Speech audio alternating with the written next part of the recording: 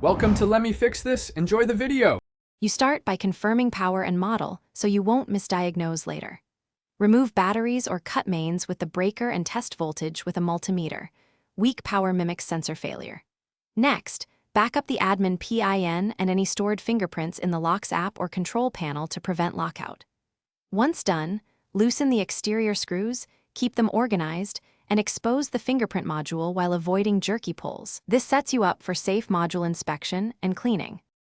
You'll now inspect the sensor and electronics carefully. Start by checking ribbon cables and connectors for bent pins or corrosion and reseating each connector firmly. If the sensor surface is dirty, clean it with 70% isopropyl alcohol and a lint-free cloth.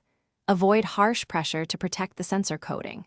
Then power the unit in diagnostic mode or use a continuity check to verify sensor output. Make small repairs.